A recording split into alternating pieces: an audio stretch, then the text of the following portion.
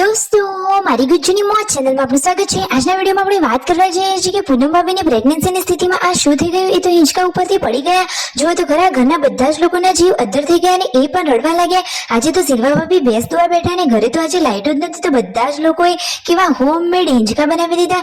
જેન્સુને આજે કયું ડોગીએ અહીંયા ડૂચો ભરી લીધો, શું તેને લોહી આવ્યું હતું, શું થયું હતું અને તેમના મમ્મી પપ્પા આજે હોસ્પિટલે ગયા હતા। તો દોસ્તો, તેમને કયા હોસ્પિટલે જવાનું હતું અને ડોક્ટરે શું દવા આપી, તેમના પપ્પાની તબિયત હવે કેવી છે, આજથી હવે ભેંસનું કામ બધું જ શિલ્પા ભાભી અને રાકેશભાઈ કેમ કરવાના છે, તેમના મમ્મીને કેમ આટલો બધો આરામ કરવાનું કહ્યું, એ બધું જ તમને જાણવા મળશે આપણા આ વિડીયોમાં। મારી ચેનલ પર નવા હોય તો ચેનલને ફટાફટ લાઈક શેર અને સબસ્ક્રાઇબ કરી દો। ફૂલ વિડીયો ઇન ટાગર ફેમિલી બ્લોગ ચેનલ દોસ્તો, ફૂલ વિડીયોની લિંક ડિસ્ક્રિપ્શનમાં મૂકેલી છે, ત્યાં જઈ તમે આખો વિડીયો વોચ કરી શકો છો।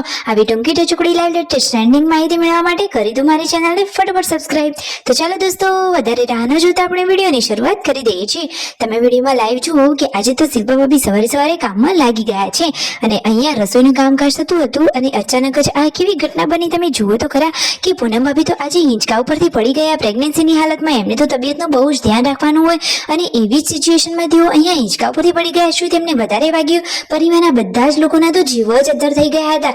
દોસ્તો, અત્યારે તેમને વધારે ધ્યાન રાખવાનું હોય અને આવું થાય તો બધાના જીવ અદ્ધર જ થઈ જાય ને, કેટલી બધી ચિંતા થાય। પરંતુ ભગવાન માતાજીની દયાથી હિંચકો સાવ નીચું હતો એટલે કે તેઓ સીધા પછી બેસી જ ગયા, વધારે પટકાયા નહીં, એટલે કે વાગ્યું વધારે નથી। તો માતાજીની એટલી મહેરબાની કે તેમની તબિયત ઠીક છે। તો દોસ્તો જુઓ, બધા જ લોકો અચાનક તો ગભરાઈ ગયા હતા અને આવી સિચ્યુએશનના કારણે પૂનમ ભાભી તો આમ પણ ઢીલા અને સાવ ભોળા છે, એટલા માટે એ તો રડી પડ્યા। આજે તો ઘરે લાઇટો જ નહોતી, તો બચ્ચા પાર્ટીને લઈ રાકેશભાઈ અને શિલ્પા ભાભી પહોંચી ગયા છે તેમની વાડીએ એટલે કે કુવા ઉપર। તો જુઓ, સરસ મજાના આ છાંયડાઓમાં વૃક્ષોની ડાળીઓએ બાંધી લીધા છે સરસ મજાના હોમમેડ સાડીના હિંચકા। તો આજે તો કાજલ બેનીમાં પણ વ્લોગનો આ વિડીયો ઉતારી રહ્યા છે। જેન્સો તો જુગાડ કરી અને અહીંયા હિંચકો ખાઈ રહી છે। જુઓ તો ખરા કેટલા બધા હિંચકા બાંધી લીધા છે અને પછી જેન્સી તો આ લાકડીનો જુગાડ કર્યો અને નાના ડોસીમાં બન્યા હોય એ રીતે એ તો હિંચકો ખાઈ રહી છે। બચ્ચા પાર્ટીને તો વેકેશનના આ છેલ્લા દિવસમાં બાકી મોજ પડી રહી છે અને બચ્ચા પાર્ટી આમ જ હંમેશા હસતા ખેલતા રહે।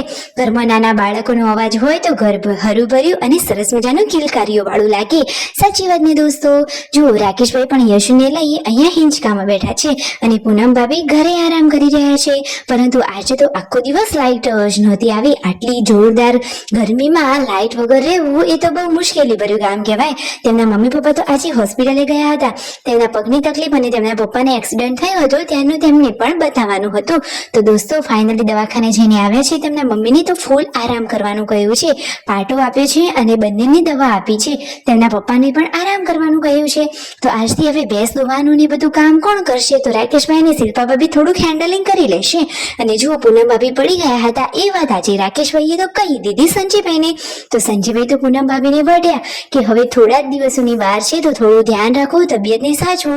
હવે 10-15 દિવસમાં તો સરસ મજાની ગુડ ન્યૂઝ આવી જ જવાની છે। તો દોસ્તો, હવે ન્યૂ બેબીનું વેલકમ, ન્યૂ બેબીની ગુડ ન્યૂઝ સૌથી પહેલા તમારે જાણવી હોય તો ચેનલને ફટાફટ લાઈક શેર એન્ડ સબસ્ક્રાઇબ કરી દેજો કે જેથી લાઈવ લેટેસ્ટ એન્ડ ટ્રેન્ડિંગ સચોટ સત્ય માહિતી તમને સૌથી પહેલા મળતી રહે। ફાઇનલી સાંજે શિલ્પા ભાભી પહોંચી ગયા છે ખેતરમાં ચાર લેવા માટે। રાકેશભાઈ એમની સાથે આવ્યા છે। ભેંસ દોવા માટે એનો ખોરાક તો જોઈએ, તો એ માટે આ ખોળની સામગ્રી તૈયાર કરી રહ્યા છે રાકેશભાઈ। જુઓ તો ખરા, મમ્મીને હવે ડોક્ટરે સાચવવાનું કીધું છે, તો રાકેશભાઈ આજે થોડુંક કામમાં હેન્ડલિંગ કરી લેવાના છે એમના કામનું। તો જુઓ તો ખરા, આજે ભેંસ દોવાનું કામ કરવાનું છે શિલ્પા ભાભીને। તો શું ભેંસ એમને ધોવા દેશે? શું ભેંસે એમને માર્યું કે ધોવા દીધું? બધું જ તમને અહીંયા લાઈવ જોવા મળી રહેશે। રાકેશભાઈના મમ્મીને તો ડોક્ટરે આરામ કરવાનું કહ્યું છે કે તમે 10-15 દિવસ જેવું તમારે આરામ જ કરવો પડશે। તો ફાઇનલી હવે તેઓ અહીંયા આરામ કરી રહ્યા છે અને કાજલ બેનીબા પણ અહીંયા બેઠા છે। શિલ્પા ભાભીએ ફાઇનલી એક નવા કામની શરૂઆત કરી જ લીધી છે। આજે તો ભેંસ દોવાનું કામ તેઓ કરી રહ્યા છે। એમને થોડી બીક તો લાગતી હતી, પરંતુ કહેવાય નહીં કે કોઈ પણ કામની શરૂઆત કરીએ પછી એમાં હાથ બેસી જ જાય। તો ફાઇનલી આજે તો શિલ્પા ભાભીએ નવા કામનું આ સાહસ કરી જ લીધું અને ભેંસ પણ શાંતિ થી દોવા દે છે। અને પછી એમને તો થોડોક થાક લાગ્યો હતો। અરે, ક્યારે આટલું દોહેલું ના હોય તો થાક તો લાગે ને। પછી સંજયભાઈ તેમને આ દોવાના કામમાં હેલ્પ કરવા આવી ગયા અને પછી જુઓ, ત્યાં જે ઉષા ભાભી છે તેમને થોડુંક દોયું। જુઓ, એમની સ્પીડ તો કેટલી જોરદાર છે, કારણ કે એમને તો રોજની પ્રેક્ટિસ છે, એટલા માટે એમને તો ફટોફટ ભેંસને દોહી લીધી। તો હવે આજથી ભેંસ દોવાનું કામ મમ્મી નહીં કરે, કારણ કે એમને તો આરામ કરવાનું કહ્યું છે. પગની તકલીફ છે એટલે થોડું કામ કરવાનું કાઢવું પડે ને, એટલા માટે એમને આરામ કરવાનું કહ્યું છે. તો હવે તેમને તબિયતનું ધ્યાન રાખવું પડશે. તેમના મમ્મી પપ્પાની તબિયતના ખબર પૂછવા માટે આવી રહ્યા છે રાકેશભાઈના ફોઈબા, કે જેમના હમણાં તેઓ લગ્નમાં ત્યાં ગયા હતા. તો દોસ્તો ફાઇનલી આજે તો રાત્રે ઘરે મહેમાનો આવી રહ્યા છે. એક બાજુ લાઇટ પણ જતી રહી હતી, પરંતુ આખો દિવસ આવો સરસ પસાર થયો. સબસ્ક્રાઇબ.